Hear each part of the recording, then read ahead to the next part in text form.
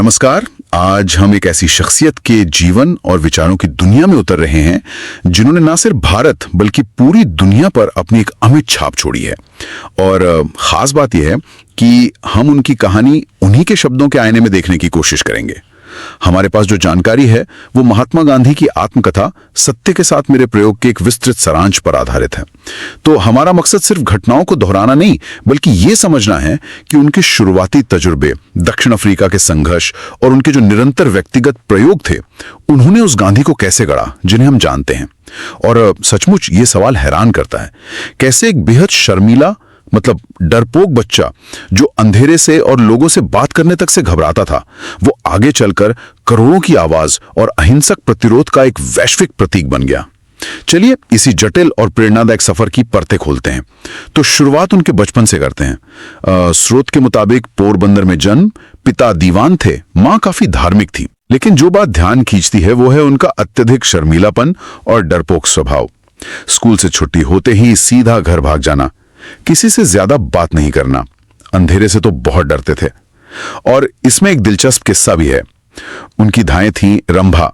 उन्होंने उन्हें डर भगाने के लिए राम नाम जपने की सलाह दी और गांधी जी खुद लिखते हैं कि इस नाम ने उन पर असर डाला, मतलब एक तरह से डर पर काबू पाने में मदद की। जी, ये सुनने में शायद एक छोटी सी बात लगे, लेकिन ये शुरुआती अनुभव बहुत अहम है। ये दिखाता है कि आध्यात्मिकता का या कहें कि एक अदृश्य शक्ति पर भरोसे का बीज उनके मन में बचपन में ही पड़ गया था। भले ही तब उसका मकसद सिर्फ डर भगाना था, पर यही बीज आगे चलकर ईश्वर और सत्य पर उनके अडिग विश्वास की एक मजबूत नींव बना। फिर सिर्फ 13 साल की उम्र में कस्तूरबाई से उनका विवाह हो गया। स्रोत ये भी बताता है कि बाद में वो बाल विवाह को एक भूल मानते थे और शुरुआती सालों में पत्नी पर अपना अधिकार जताने या उन पर नियंत्रण रखने की अपनी कोशिशों पर अफसोस भी जाहिर करते थे। ये पढ़ना काफी उनकी ईमानदारी दिखाता है। हाँ, और ये स्वीकारोक्ति महत्वपूर्ण है। ये दिखाती है कि वो अपने विचारों और व्यवहार का लगातार मूल्यांकन करते रहे। जो विचार या व्यवहार उन्हें बाद में अनुचित लगा, उसे स्वीकार करने में उन्होंने कोई संकोच नहीं किया। ये उनके सत्य के प्रयोग की भावना के बिल्कुल अनुरूप ही है। फिर पढ़ाई के लिए पहले भावनगर गए और उसके बाद बैरिस्ट्री की पढ़ाई करने इंग्लैंड वाला दौर तो और भी दिलचस्प लगता है। स्रोत बताता है कि एक तरफ तो वो मां को दिए वचन निभा रहे थे, मांस, मदिरा और पराई स्त्री से दूर रहने का, पर दूसरी तरफ एक अंग्रेज जेंटलमैन बनने की पूरी कोशिश में लगे थे। मतलब महंगे फैशनेबल कपड़े पहनना, डांस क्लास जाना, वायलिन सीखना, ये विरोधाभास थोड़ा हैरान करता है। बिल्कुल, ये एक संक्रमण का दौर था। बाहरी तौर पर पश्चिमी सभ्यता को अपनाने की कोशिश थी, लेकिन जैसा स्रोत बताता है ये कोशिश ज्यादा चली नहीं, सतही और क्षणिक साबित हुई। ज्यादा महत्वपूर्ण बात यह हुई कि इंग्लैंड में रहते हुए ही उनका परिचय दुनिया के अलग अलग धर्मों और विचारों से हुआ। उन्होंने गीता पढ़ी, बाइबल पढ़ी, एडविन आर्नोल्ड की लाइट ऑफ एशिया यानी बुद्ध के जीवन पर जो किताब थी वो पढ़ी, थियोसॉफिकल सोसाइटी के सदस्यों से मिले और वहीं भगवत गीता से उनका गहरा और स्थायी लगाव शुरू हुआ। वो कहते भी हैं कि गीता उनके लिए आध्यात्मिक माता बन गई। अच्छा, तो कह सकते हैं कि बाहरी रूप बदलने की कोशिश ने अनजाने में ही उन्हें अपनी जड़ों और गहरे आध्यात्मिक सत्यों की ओर मोड़ दिया। मतलब पश्चिम की धरती पर पूरब के ज्ञान से असली परिचय हुआ। ये तो कमाल की बात है। फिर 1891 में बैरिस्टर बनकर भारत लौटे, लेकिन यहां बंबई और राजकोट में वकालत जमाने की कोशिशें कामयाब नहीं हुई। शायद उनका वो संकोची स्वभाव वाड़े आ रहा था। फिर 1893 में एक गुजराती व्यापारी थे दादा अब्दुल्ला, उनका मुकदमा लड़ने के लिए उन्हें दक्षिण अफ्रीका जाना पड़ा और स्रोत बताता है कि यही यात्रा उनके जीवन का एक निर्णायक मोड़ साबित हुई। स्रोत में उस घटना का जिक्र है जो अक्सर दोहराई जाती है। पीटर मैरिट्सबर्ग स्टेशन पर फर्स्ट क्लास का टिकट होने के बावजूद सिर्फ उनके रंग के कारण उन्हें ट्रेन के डिब्बे से बाहर फेंक दिया जाना, वो ठंडी रात और वो अपमान। जी, वो सिर्फ एक व्यक्तिगत अपमान की घटना नहीं थी। उस रात स्टेशन पर ठिठुरते हुए गांधी ने जो महसूस किया वो केवल अपनी बेइज्जती का दर्द नहीं था, बल्कि दक्षिण अफ्रीका में रह रहे हजारों भारतीयों के प्रति हो रहे व्यापक अन्याय और रंगभेद का एहसास था। स्रोत बताता है कि उन्होंने उसी रात फैसला किया कि वो इस अन्याय के खिलाफ लड़ेंगे। यहीं से मोहनदास करमचंद गांधी के महात्मा गांधी बनने की प्रक्रिया असल में शुरू होती है। उनका निजी संघर्ष अब सार्वजनिक संघर्ष में बदलने वाला था। और उन्होंने सिर्फ सोचा नहीं, किया भी। दक्षिण अफ्रीका में उन्होंने भारतीयों को संगठित किया। 1894 में नटाल इंडियन कांग्रेस की स्थापना की। भारतीयों पर लगे अन्यायपूर्ण 3 पाउंड के टैक्स का विरोध किया। लेकिन जो सबसे बड़ी देन उनकी दक्षिण अफ्रीका से निकली, वो था उनका अपना अनूठा हथियार, सत्याग्रह। स्रोत इसे कैसे परिभाषित करता है? स्रोत के अनुसार सत्याग्रह का मूल आधार है सत्य और अहिंसा, यानी सत्य पर डटे रहना और उसके लिए आग्रह करना, लेकिन पूरी तरह से अहिंसक तरीके से। ये पैसिव रेजिस्टेंस या निष्क्रिय प्रतिरोध से अलग था, क्योंकि इसमें कायरता की कोई जगह नहीं थी। ये तो अन्याय के खिलाफ लड़ने का एक सक्रिय नैतिक और आध्यात्मिक तरीका था। गांधी ने इसका पहला बड़ा प्रयोग 1906 में वहां की सरकार द्वारा लाए गए एशियाई अध्यादेश के खिलाफ किया, जिसमें भारतीयों को अपमानजनक तरीके से पंजीकरण करवाना पड़ता था। यानी ये सिर्फ एक राजनीतिक चाल नहीं थी, बल्कि एक पूरा जीवन दर्शन था। बिल्कुल, सत्याग्रह सिर्फ बाहरी दुश्मन से लड़ने का तरीका नहीं था, बल्कि खुद को नैतिक रूप से मजबूत करने और आत्मशुद्धि की प्रक्रिया भी थी। इसी सोच को जमीन पर उतारने के लिए उन्होंने 2 महत्वपूर्ण सामुदायिक आश्रमों की स्थापना की, फीनिक्स फार्म 1904 में और बाद में टॉल्स्टॉय फार्म 1910। स्रोत बताता है कि ये आश्रम एक तरह से प्रयोगशालाएं थे, जहां लोग सादा जीवन जीते थे, स्वावलंबी बनने का अभ्यास करते थे, खेती और दस्तकारी करते थे, और सबसे अहम, विभिन्न धर्मों के लोग एक साथ सम्मान पूर्वक रहते थे। ये उनके भविष्य के भारतीय आश्रमों जैसे साबरमती और सेवाग्राम के लिए मॉडल बने। अच्छा, तो दक्षिण अफ्रीका ने उन्हें अन्याय से लड़ने का मकसद भी दिया और तरीका भी सिखाया। अब जरा उनके निजी जीवन के प्रयोगों की बात करते हैं। आत्मकथा का नाम ही सत्य के साथ मेरे प्रयोग है। ये प्रयोग किस तरह के थे? स्रोत बताता है कि उन्होंने अपने जीवन को ही सत्य की खोज की एक प्रयोगशाला बना दिया। जैसे 1906 में उन्होंने आजीवन ब्रह्मचर्य का व्रत लिया, और ब्रह्मचर्य को वो सिर्फ शारीरिक संयम तक सीमित नहीं मानते थे, बल्कि मन और विचारों पर नियंत्रण के रूप में देखते थे। उन्होंने अपनी जरूरतें बहुत कम कर ली, बेहद सादा जीवन अपनाया, यहां तक कि अपने कपड़े खुद धोना, बाल खुद काटना, पाखाना खुद साफ करना, ये सब उनके जीवन का हिस्सा बन गया। खाने पीने को लेकर भी उन्होंने कई प्रयोग किए। कभी सिर्फ फलाहार पर रहे, कभी नमक छोड़ दिया, कभी दूध और उससे बनी चीजें छोड़ दी। एक वक्त ऐसा भी आया जब उन्होंने अपने भोजन को सिर्फ 5 चीजों तक सीमित कर दिया। ये सब सुनने में तो बहुत कठोर लगता है। क्या स्रोत बताता है कि इन प्रयोगों का मकसद क्या था? क्या ये सिर्फ शरीर को कष्ट देना था? नहीं, बिल्कुल नहीं। स्रोत स्पष्ट करता है कि ये प्रयोग सिर्फ शारीरिक हठ या दिखावे के लिए नहीं थे। इनके पीछे गहरा दार्शनिक और आध्यात्मिक उद्देश्य था। गांधी मानते थे कि आत्मसंयम और इंद्रियों पर नियंत्रण आत्मशुद्धि के लिए जरूरी है, और आत्मशुद्धि के बिना सत्य का साक्षात्कार नहीं हो सकता। उनके लिए शरीर सिर्फ एक साधन था, जिसे साधना जरूरी था ताकि वो सत्य की खोज और सेवा के बड़े लक्ष्य में बाधा न बने। भोजन के प्रयोग हों या ब्रह्मचर्य का व्रत, ये सब इच्छाओं को वश में करने और मन को निर्मल बनाने के तरीके थे। उनका मानना था कि जो व्यक्ति अपनी छोटी छोटी इच्छाओं पर विजय नहीं पा सकता, वो बड़े सामाजिक या राजनीतिक लक्ष्यों के लिए कैसे लड़ सकता है। ये दिलचस्प कनेक्शन है व्यक्तिगत संयम और सामाजिक संघर्ष के बीच। और सत्य की खोज तो उनके जीवन का केंद्र थी ही। स्रोत बताता है कि पहले वो कहते थे ईश्वर ही सत्य है, लेकिन बाद में उन्हें लगा कि ये पूरी तरह सही नहीं है, क्योंकि नास्तिक भी सत्य की खोज कर सकता है। इसलिए उन्होंने कहना शुरू किया, सत्य ही ईश्वर है। हाँ, ये एक महत्वपूर्ण वैचारिक विकास था।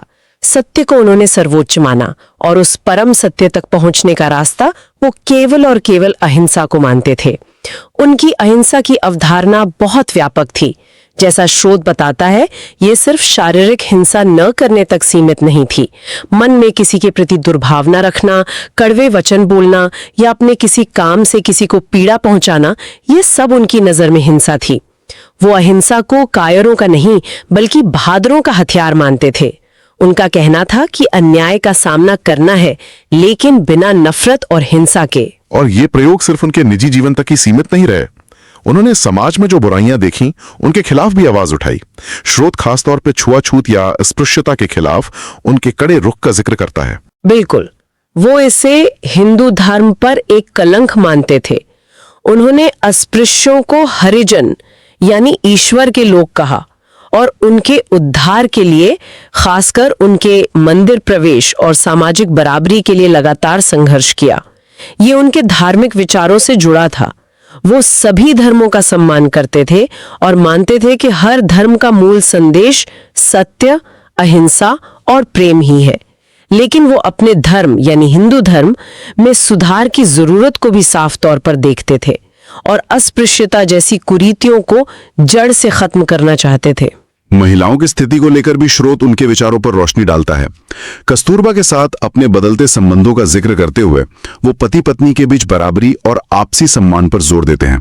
हालांकि वो ये भी मानते हैं कि शुरुआती जीवन में उनका व्यवहार ऐसा नहीं था। हाँ, और ये उनके विकास को दिखाता है। समय के साथ उनके विचार परिपक्व हुए। वो महिलाओं की शिक्षा और सार्वजनिक जीवन में उनकी भागीदारी के भी पक्षधर बने। भारतीय स्वतंत्रता संग्राम में महिलाओं की भागीदारी को उन्होंने काफी प्रोत्साहित किया। फिर आता है उनका स्वावलंबन और स्वदेशी का विचार। चरखे को उन्होंने राष्ट्रीय प्रतीक बना दिया, हाथ से काते बुने कपड़े यानी खादी पहनने पर जोर दिया, विदेशी वस्तुओं के बहिष्कार का आह्वान किया और गांव के छोटे छोटे उद्योगों को बढ़ावा देने की बात कही। क्या ये सिर्फ अंग्रेजों के खिलाफ एक आर्थिक रणनीति थी? स्रोत बताता है कि ये उससे कहीं ज्यादा था। हाँ, ये ब्रिटिश आर्थिक शोषण का एक जवाब जरूर था, लेकिन गांधी के लिए स्वावलंबन और स्वदेशी सिर्फ आर्थिक नारे नहीं थे। ये आत्मनिर्भरता, आत्मसम्मान और सच्ची आजादी के प्रतीक थे। उनका मानना था कि जब तक हम अपनी जरूरतों के लिए दूसरों पर, खासकर विदेशी ताकतों पर निर्भर रहेंगे, तब तक हम सही मायने में आजाद नहीं हो सकते। चरखा चलाना उनके लिए सिर्फ सूत काटना नहीं था, बल्कि श्रम की गरिमा, सादगी और देश के करोड़ों गरीबों के साथ एकात्मता स्थापित करने का एक जरिया था। ये व्यक्ति और राष्ट्र दोनों को सशक्त बनाने का एक विचार था। शिक्षा को लेकर भी उनके विचार पारंपरिक लीक से हटकर थे। स्रोत उनकी नई तालीम या बुनियादी शिक्षा की योजना का जिक्र करता है। वो सिर्फ किताबी ज्ञान के पक्ष में नहीं थे। सही कहा। वो ऐसी शिक्षा चाहते थे जो बच्चों का सर्वांगीण विकास करे, हाथ, हृदय और मस्तिष्क का संतुलित विकास। उनकी बुनियादी शिक्षा योजना में मातृभाषा में शिक्षा पर जोर था। साथ ही बच्चों को कोई ना कोई उपयोगी हस्तकला या दस्तकारी सिखाने पर भी बल दिया गया था, ताकि वे आत्मनिर्भर बन सकें और शारीरिक श्रम का सम्मान करना सीखें। उनका मानना था कि शिक्षा ऐसी हो जो चरित्र का निर्माण करे और व्यक्ति को जीवन की चुनौतियों के लिए तैयार करे, न कि सिर्फ डिग्री लेने के लिए। एक और पहलू जो आत्मकथा के सारांश से बार बार उभर कर आता है, वो है उनकी अद्भुत ईमानदारी। अपनी गलतियों को, चाहे वो बचपन की छोटी मोटी चोरियां हों या बाद के जीवन के नैतिक संघर्ष, वो बिना किसी लाग लपेट के स्वीकार करते हैं। ये वाकई असाधारण लगता है। जी, ये उनके चरित्र की शायद सबसे बड़ी ताकतों में से एक थी। अपनी कमियों और भूलों को सार्वजनिक रूप से स्वीकार करने का साहस हर किसी में नहीं होता, लेकिन गांधी के लिए ये उनके सत्य के प्रयोग का अभिन्न हिस्सा था। गलतियों को छिपाने के बजाय उन्हें स्वीकार करके उनसे सीखना, इसी ने उन्हें इतना प्रामाणिक और विश्वसनीय बनाया।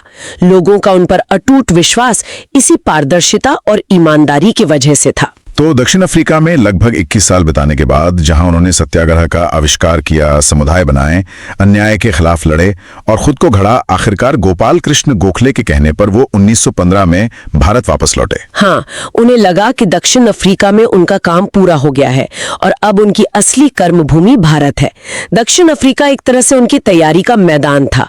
वहां उन्होंने जो सिद्धांत विकसित किए और जो अनुभव हासिल किए, उन्हें अब भारत की आजादी के बड़े संघर्ष में लागू करने का समय आ गया था। तो कुल मिलाकर देखें तो गांधी की आत्मकथा सिर्फ उनके जीवन की घटनाओं का एक सिलसिलेवार ब्यौरा नहीं है। ये एक आत्मा की यात्रा है, निरंतर खुद को खोजने, नैतिक दुविधाओं से जूझने, गलतियां करके सीखने और सत्य और अहिंसा के अपने आदर्शों पर टिके रहने की एक अनूठी कहानी है। हमने देखा कि कैसे बचपन के डर, इंग्लैंड के हो विरोधाभास, दक्षिण अफ्रीका के अपमानजनक अनुभव, हर चीज उनके लिए एक सबक, एक प्रयोग का अवसर बनी। उन्होंने बाहरी दुनिया को बदलने की कोशिश करने से पहले खुद को बदलने पर जोर दिया। उनका संदेश साफ है, पर शायद आज के दौर में उसे समझना और अपनाना ज्यादा चुनौतीपूर्ण है। सत्य और अहिंसा के मार्ग पर चलकर न केवल व्यक्तिगत जीवन में शांति और सार्थकता पाई जा सकती है, बल्कि बड़े से बड़े सामाजिक और राजनीतिक बदलाव भी संभव है। ये बात सचमुच बहुत दिलचस्प है कि वो अपने जीवन को ही सत्य के साथ प्रयोग कहते हैं। ये इस बात पर जोर देता है कि सत्य कोई बनी बनाई स्थिर चीज नहीं है जिसे पा लिया जाए, बल्कि ये एक निरंतर चलने वाली खोज है, एक मंजिल नहीं, एक सफर है, और जीवन उसी सफर का, उसी प्रयोग का नाम है।